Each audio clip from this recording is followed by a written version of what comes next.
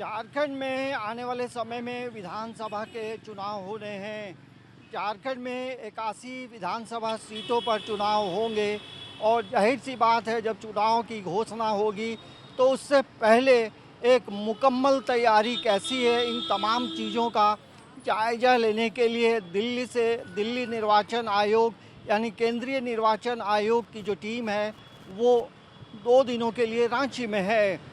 निर्वाचन आयोग के जो मुख्य निर्वाचन अधिकारी हैं, मुख्य निर्वाचन आयुक्त जो हैं वो हैं राजीव कुमार।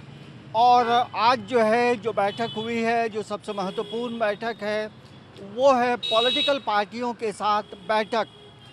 झारखंड में लगभग देखेंगे तो जो 9 मान्यता प्राप्त जो पॉलिटिकल पार्टी हैं, जिसमें राष्ट्रीय और क्षेत्रीय दल हैं, उनके प्रतिनिधि आज राजीव कुमार के साथ बैठक की और अपनी अपनी बातों को उन लोगों ने रखा है।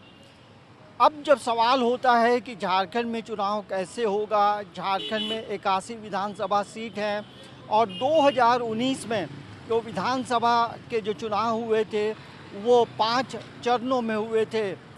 यहाँ आने वाले जो पॉलिटिकल पार्टी के प्रतिनिधि हैं उनका साफ तौर पे ये कहना था कि चुनाव जो है कम चरणों में हो। हम यदि झारखंड मुक्ति मोर्चा की बात करें तो जेएमएम के जो प्रवक्ता और महासचिव हैं सुप्रियो भट्टाचार्य और कांग्रेस, इन लोगों ने चुनाव आयोग से ये मांग रखी है कि जिस तरह से चुनाव के दौरान हेट स्पीच दिया जाता है, मतलब जाति, धर्म और सांप्रदायिकता के आधार पे भाषणबाजी होती है, उस पे चुनाव आयोग जो है प्रतिबंध लगाए, क्योंकि धर्म की राजनीति को लेकर के भी चुनावों पर इसका बेहद खास असर होता है। धर्म को लेकर, जाति को लेकर, संप्रदाय को लेकर जिस प्रकार से लगातार हेट स्पीच दिया जा रहा है उस पर कारगर रोक लगाए। लेवल प्लेइंग फील्ड जो है वो समान रूप से दिखना चाहिए, ना कि कोई वीआईपी है उसके लिए फ्लाइंग जोन रिजर्व कर दिया जाए और उसके बाद हमारे लिए उस मौके को हटाया जाए। इन सारे चीज़ों पर माननीय मुख्य चुनाव आयुक्त ने कहा आपकी सभी जो चीज़ें बिंदुएं हैं वो गौर करने लायक है। निश्चित रूप से आपके सभी कंसर्न को देखते हुए ही निर्णय लेंगे। इलेक्शन हो, एक डेट पर इलेक्शन हो, 15 नवंबर और छठ के बाद इलेक्शन हो। हमारे भगवान बिरसा मुंडा जी का जयंती है, हमारा पर्व सब है, पूरा दुर्गा पूजा, दिवाली और छठ है, उसको देखते हुए उन सब के बाद में इलेक्शन हो और यहाँ पर फेयर इलेक्शन हो। तो भारतीय जनता पार्टी के जो नुमादी नेता यहाँ पर आ रहे हैं, जिस तरह से बांग्लादेशी, हिंदुस्तान, पाकिस्तान और हिंदू मुसलमान, वो कभी भी अपने पक्ष की बात नहीं करते, इस तरह से उन्माद फैला के बात कर रहे हैं। तो हम लोगों ने उस पर रोक लगाने की बात की और ऐसे नेताओं का चिन्हित कीजिए कि जो प्रचार में उन्माद फैलाने के उनके प्रचार में उनको बैन किया जाए, उनको रोका जाए। इस तरह की किसी तरह के नहीं हो। दूसरा, 75 साल की उम्र के वोटर्स को कैसे हम उनके लिए घर से वोटिंग कराने का काम करें, 1500 वोट जिस बूथ पर है उसको कैसे बांट करके कराएं। 60 साल के उम्र के जो हैं वोटर, उनके लिए हम लोग अलग लाइन का व्यवस्था करें। और जहां पर हमारा नक्सलवाद है, जहां पर प्रशासनिक पूरा ताकत लगाना है, वो कैसे पहाड़ जंगल में किस तरह से मतदाताओं को पहुंचाने का काम करें। जो मध्य बहुत सारी पॉइंट है हम लोगों ने लिख करके दिया। और यही वजह है कि ये भारतीय जनता पार्टी के जो प्रतिनिधि हैं वो जब यहाँ पहुँचे, बातचीत हुई, तो मीडिया से बातचीत करते हुए उन्होंने ये कहा, भारतीय जनता पार्टी को आमंत्रित किया गया था इसमें से झारखंड विधानसभा चुनाव के संदर्भ में कि हमसे सुझाव मांगा गया, तो हम लोगों ने बहुत सुझाव दिया। और जो सबसे हमारा स्ट्रॉन्ग सुझाव था, इस राज्य में बांग्लादेशी घुसपैठिए बढ़े हैं और बांग्लादेशी घुसपैठी हैं तो इनका कोई न कोई एक सॉल्यूशन निकालना चाहिए, निराकरण करना चाहिए। तो मतदाताओं का पहचान पत्र जो है तो वो तो बन जाता है, परंतु आधार कार्ड जो मूल है उसको जांच का विषय है कि फर्जी आधार कार्ड के आधार पर मतदाता जो बनते हैं उसका जांच किया जाए और आधार कार्ड को कोई मैकेनिज्म डेवलप किया जाए कि वो फर्जी है तो पकड़ा जाए। तो इस प्रकार का आश्वासन हमको मिला है कि इस पर कार्रवाई होगी। झारखंड में जिस तरह से बांग्लादेशी घुसपैठ का मामला है, इन चीज़ों पे चुनाव आयोग को पैनी नज़र रखनी चाहिए। अलग अलग पॉलिटिकल पार्टी की अलग अलग बातें हैं लेकिन मुख्य तौर से आप देखेंगे तो अब ये जेएमएम और बीजेपी ने जिन बातों को रखा है उसके आने वाले समय में निर्वाचन आयोग की तरफ से क्या पहल होती है ये देखने और समझने की बात होगी।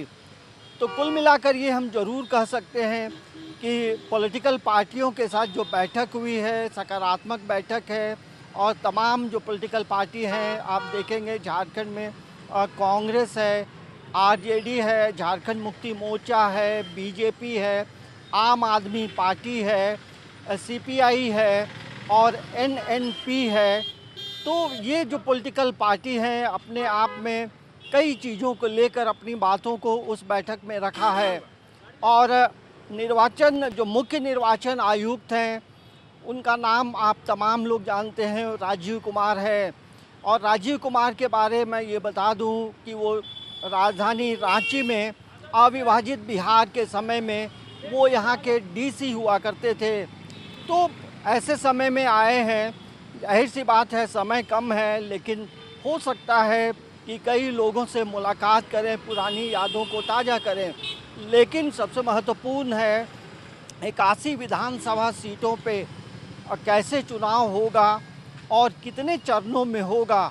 लेकिन ये उम्मीद जताई जा रही है, जब लोकसभा के चुनाव की घोषणा हुई थी तो निर्वाचन जो मुख्य निर्वाचन आयुक्त हैं उन्होंने ये ज़रूर कहा था कि जितने कम चरणों में इलेक्शन होते हैं परेशानी कम होती है।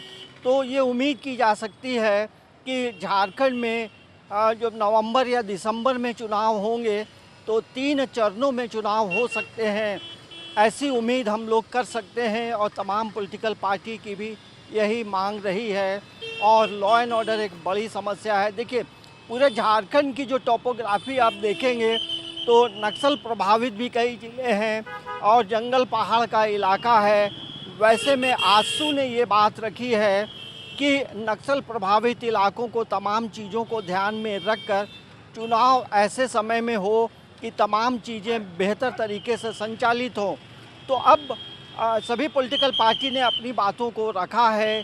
अब जो मुख्य निर्वाचन आयुक्त जो हैं राजीव कुमार और उनकी जो टीम है, कुल मिलाकर 12 लोग दिल्ली से आए हैं और इन चीज़ों को लेकर अब आगे भी बातचीत होगी। लेकिन आज की जो एक महत्वपूर्ण बैठक एक और होने वाली है, वो बैठक है राज्य के डीजीपी उस बैठक में रहेंगे। उसके साथ साथ जो प्रमुख जो अधिकारी हैं डीआईजी और आईजी वो भी बैठक में शामिल होंगे। मतलब ये समीक्षा होगी कि सुरक्षा को लेकर किस तरह से व्यवस्था हो। देखिए झारखंड मुक्ति मोर्चा ने ये मांग रखी है कि झारखंड में पैरामिलिट्री फोर्स की तैनाती जो है चुनाव के वक्त हो। तो ये तमाम पॉलिटिकल पार्टी की बातों को मैंने आपको बताया। तो अब हम पल पल की जो खबरें हैं वो हम आपको बताते रहेंगे। समाचार प्लस के लिए कैमरामैन नवल के साथ अंजनी कुमार, रांची।